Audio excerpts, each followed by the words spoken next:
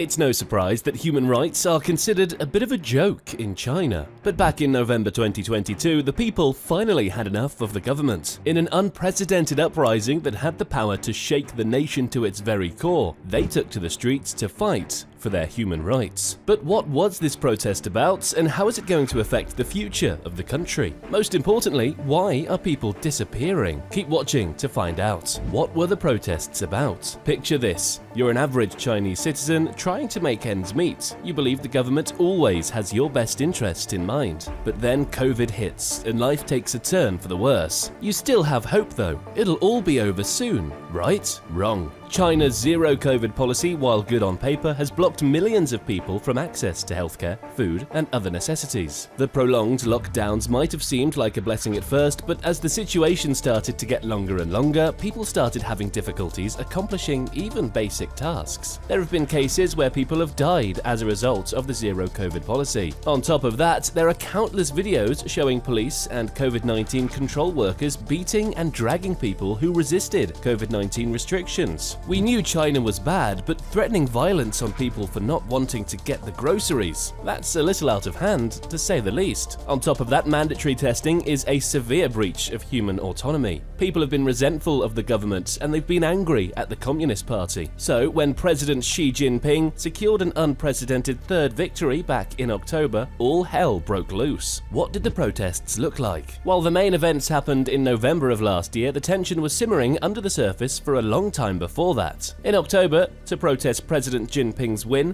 a man draped two banners over a bridge, calling for the end of the party's rule. But as we said before, November was when things really boiled over. In the far western city of Urumqi, a building on lockdown caught fire on the 27th and 10 people died as a result. The rescue efforts were hampered because of the COVID restrictions. Can you imagine 10 people dying as a result of the government's negligence? The deaths affected every citizen in China. This was a situation any of them could have been in. Protests erupted all over the country. In Shanghai, people flooded the roads, holding up blank sheets of paper. In Beijing, they gathered at Tsinghua University, where the president had once studied. In Guangzhou, they tore down barriers against the abusive lockdown policies. According to the Australian Strategic Policy Institute, 68 protests took place in 31 cities in the span of just 1 week. Can you imagine that level of public outcry? People called for the lockdown restrictions to be let down, for the government to care more about its people, and some called for the president to step down. Knowing Xi Jinping, he probably wasn't too happy about that. In a striking video, a young woman can be seen walking through the streets with chains around her wrists and duct tape over her mouth. She was carrying a blank piece of paper in her hands. The white paper method of protesting has been used since 2020, when people in Hong Kong rose to fight against the nation's medieval new national security laws. In 2019, the government banned all slogans and phrases associated with mass protests. Not only is it a critique against the totalitarian government that silences anyone speaking against it, but the people are also asking if they're going to arrest them for saying nothing. Of course, when has that ever stopped the Chinese government? They weren't just going to take the protests lying down, even if they were mostly peaceful. When officials started forcing protesters to put down even the white sheets they were carrying, people started chanting sarcastic slogans like "more lockdowns" and "I want to do a COVID test." They appointed an abusive former police official, John Lee, as Hong Kong's chief executive. On top of that, authorities started baselessly charging journalists for sedition and arresting people for the protests. But this only served to fuel the rage the people had. In retaliation, the protesters started singing the banned protest song, "Glory to Hong Kong," which was meant to commemorate the 1989 Tiananmen Square massacre. People have compared the two events over and over again. China had not seen this level of public outcry since over 30 years ago. But what happened after the protests died down was far more terrifying than anyone could have imagined.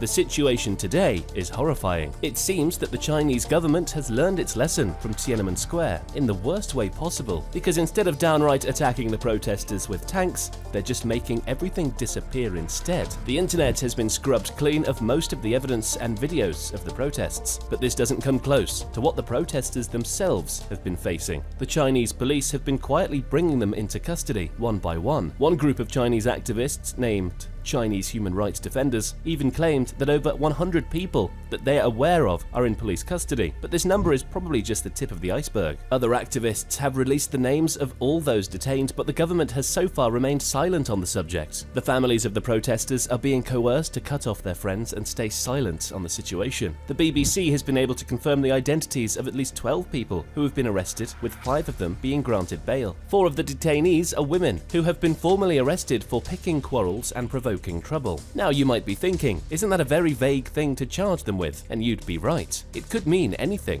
The only thing this charge is used for is to silence people who dare to speak up against the government. People can be put into prison for up to 5 years for it. What's worse is that a lot of people holding up the signs were only there to mourn the deaths of their fellow Chinese citizens. They had not clashed with the police and they were not involved in any violence. They hadn't even thought to protect their identities. The government had identified the protesters using camera surveillance and facial recognition software. Isn't that a scary thought? And on top of that, many of the people arrested were journalists. The question is, how far will China go to silence anyone who dares to even attend a peaceful protest against their regime? So, what comes next? We don't know what lies next for the protesters. Those who have been granted bail can be charged at any minute, and those in custody are detained for at least several weeks. And if the prosecutors decide to charge them, the case could stretch for months or years. But this crackdown against accidental activism might be a beacon of hope for China. Confused? Let us explain how. Back in 2003, a group of lawyers, NGO workers, and journalists created a movement that was supposed to help working-class Chinese citizens exercise their legal rights. It was meant to be a loose network of people which helped it stay alive for as long as it did. It was called the Weikuan Movement. But Xi Jinping wasn't about to let an organization like that run freely. And after a decade of cracking down on the members, the movement finally came to an end. But this spontaneous white paper movement has made accidental activists out of a very large fraction of China's youth. Whether they wanted to or not, people have been put into a situation where they have had to become hyper-aware of China's shoddy human rights situation. People have claimed that the repeated questioning has radicalized them and that they've tasted the thrill of collective resistance for the first time in their lives. The COVID protest and China's overcompensation in cracking down on it has unknowingly rekindled China's human rights defense movement, which was almost completely eradicated under Xi's decade-long iron-fisted crackdown. It showed that there is still dissent in China, simmering under the surface, and that even when the country is more repressive than ever, and even with mass surveillance, nationwide protests are still just as possible as ever. But will the political situation in China improve? If the protesters want to make a change, they'll have to get creative. We're holding our breaths to see what lies in the future for the country, and so is everyone else. How do you think these protests are going to affect the Communist Party's rule? Feel free to share your thoughts. Make sure to give us a big old thumbs up and subscribe to the channel. And if you want to learn more about the situation, click on this next video.